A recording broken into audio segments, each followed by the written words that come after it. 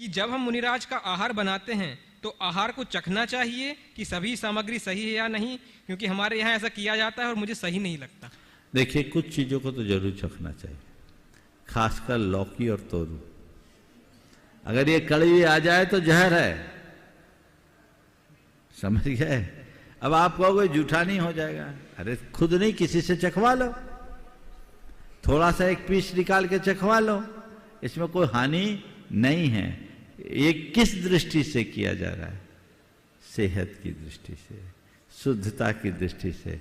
और वो इसका मतलब ये थोड़ी कि आप जूठा दे रहे हैं, आप उसमें से अलग एक अंश निकाल कर अगर टेस्ट कर लेते हैं तो मेरी राय में कोई बुराई नहीं।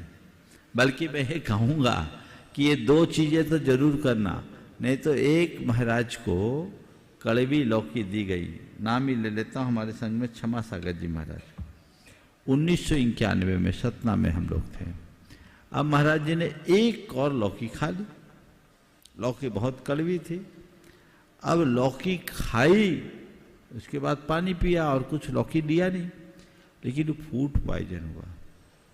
उस दिन उनकी ऐसी भयानक स्थिति हुई, 40 तो दस्त हुए और अनगिनत उल्टी, हालत खराब थी। एक दिन कैसे संभले हम लोग जानते हैं।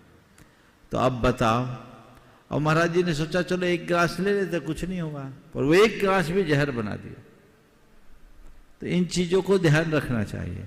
और त्यागियों से भी मैं कहूंगा, अंतराय करके आ जाओ, लो मत। हाँ, कई को हुआ, कई महाराजों को हुआ, तो हम लोग तो अंतराय कर देते।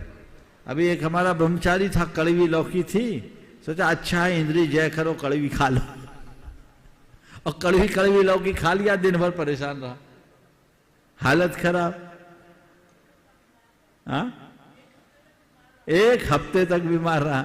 तो इसलिए ऐसा आप लोग ध्यान रखें तो ये समस्या ही नहीं है।